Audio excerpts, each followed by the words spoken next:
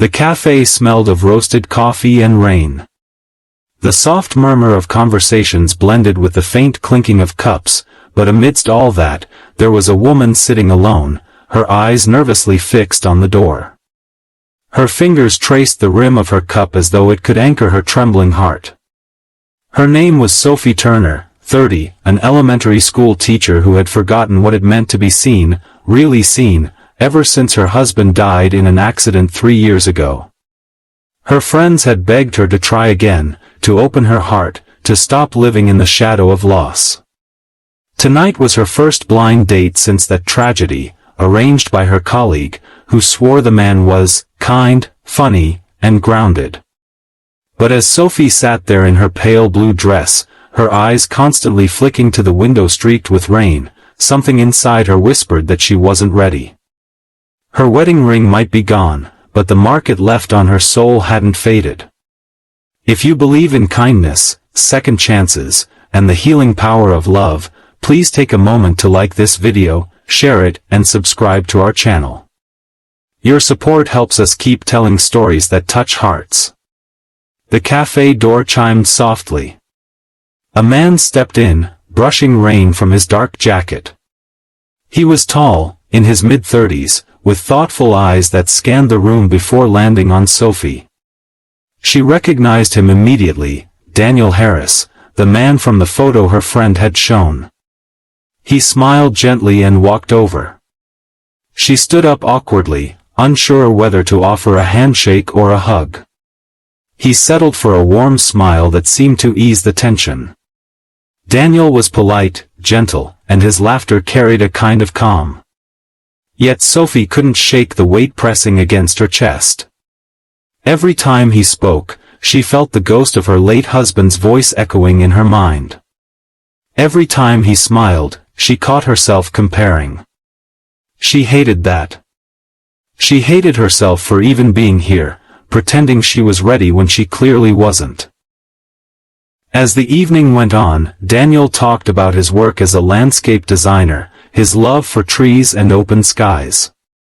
Sophie tried to listen, to engage, but her replies were short, hesitant.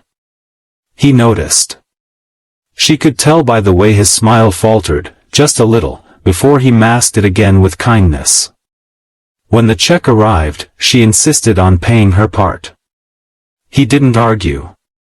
They walked outside together, the rain having turned into a soft drizzle, streetlights shimmering against wet pavement. Daniel walked her to her car and said softly, "It was nice meeting you, Sophie. Maybe we could." But she interrupted with a polite, almost apologetic smile. "Thank you for tonight, Daniel. You're kind. I'm sorry. I thought I was ready."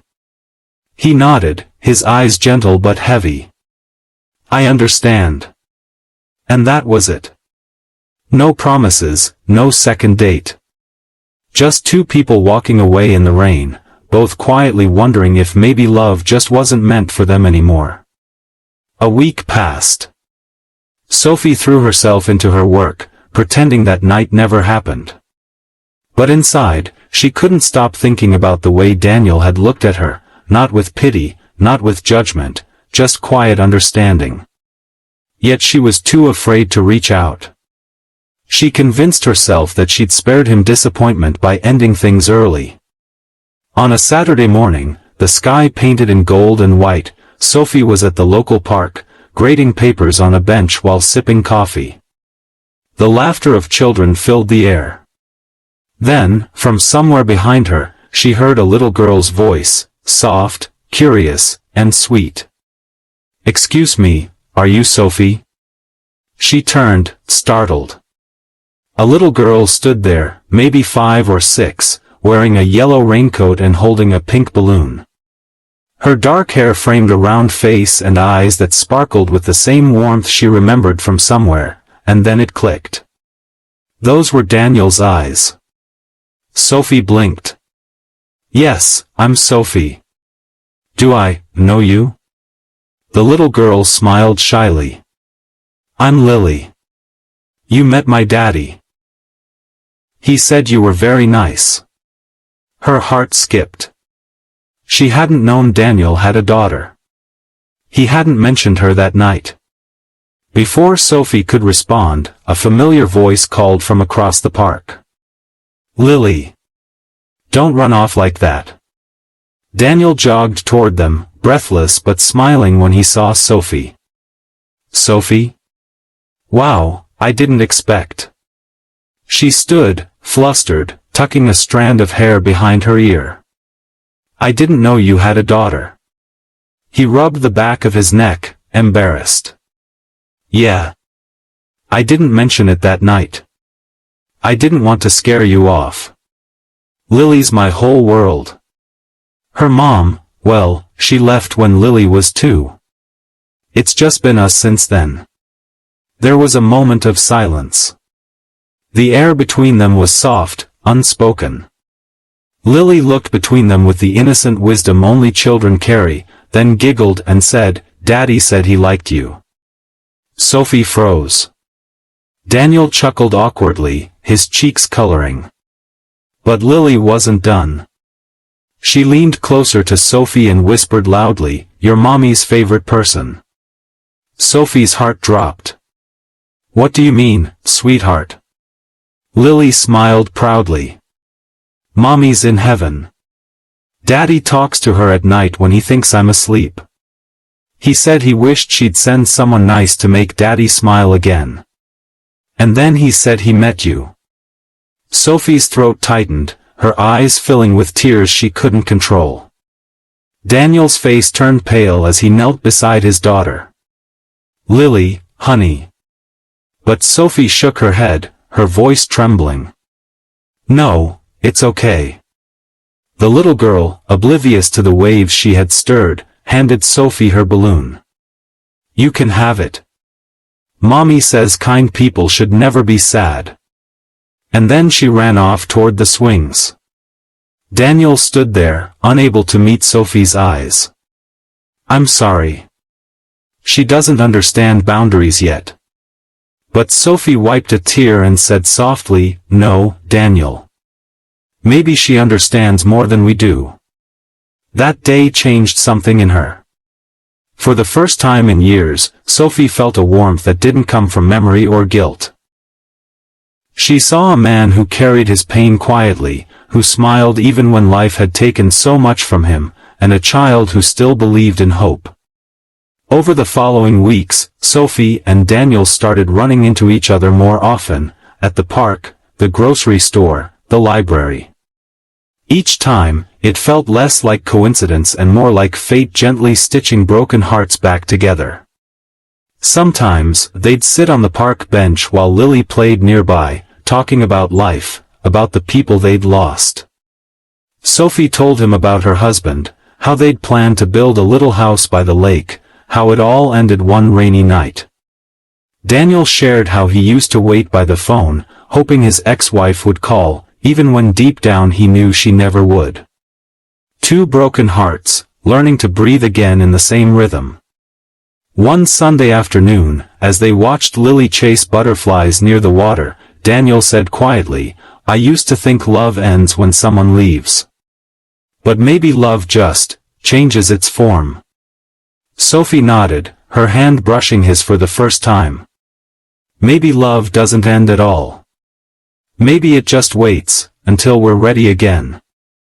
That simple touch, hesitant, trembling, was the beginning of something new. Weeks turned into months. Sophie found herself laughing more, sleeping better, smiling without guilt. Lily adored her. They baked cookies together, drew chalk hearts on the sidewalk, and watched old cartoons on rainy days. For Daniel, seeing Sophie and Lily together filled a part of him he never knew how to fix. But life has a way of testing the fragile joy we build. One evening, while Daniel was driving Lily home from school, a truck skidded on the wet road and clipped their car. It wasn't serious, but enough to shake them. When Sophie rushed to the hospital after Daniel called her, the fear that gripped her chest was unbearable. She realized, in that moment, how deeply she loved them both. Daniel was fine, a few bruises, a bandaged arm. But as Sophie held Lily, tears streaming down her face, the little girl said softly, "See, Mommy? I told you Sophie would keep us safe." And that was when Daniel finally let the tears fall. That night, in the quiet hospital room, Sophie sat beside him, her hand in his. He looked at her with tired, grateful eyes and whispered, "You were the answer I didn't know I was asking for." She smiled, tears glistening. "And you were the reminder that love doesn't end when it hurts, it begins when we're brave enough to try again." Months later, spring returned, bright and forgiving. The park where they first met bloomed with daffodils and laughter. Daniel was waiting by the bench, Lily on his shoulders, holding a bouquet of daisies. Sophie arrived in that same pale blue dress, the one she'd worn the night she thought she wasn't ready. When she saw them, she couldn't help but laugh. Lily jumped down, ran to her, and tugged her hand. "Daddy has something to ask you." Daniel smiled, kneeling as Lily handed Sophie the daisies. "Sophie Turner," he said, voice shaking but sure, "you walked into our lives when we had forgotten how to hope. You healed us with your kindness. Would you make us a family?" Sophie covered her mouth, tears falling freely. She looked at Lily, who was grinning from ear to ear, then at Daniel, who waited with love shining in his eyes.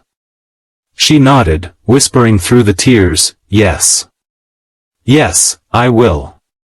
As they embraced, the sunlight broke through the clouds, and for the first time in years, Sophie felt whole again. She realized that sometimes, love doesn't arrive when you're ready. It arrives when you need it most. If this story touched your heart, please like, share, and subscribe to our channel. Your support helps us spread more stories of hope, healing, and unexpected love. Speech balloon before you go, tell us in the comments. Do you believe people can find love again after heartbreak? Because sometimes, the second chapter of life is even more beautiful than the first. I just want to take a moment to say a huge thank you to each and every one of you. Folded hands, your love, support, likes, comments, and subscriptions mean the world to me. Without you, this journey wouldn't be possible. Every view, every share, and every encouraging word keeps me motivated to create more content for you all. I'm truly grateful to have such an amazing community by my side. Let's keep growing together and making this journey even more special. Red Heart.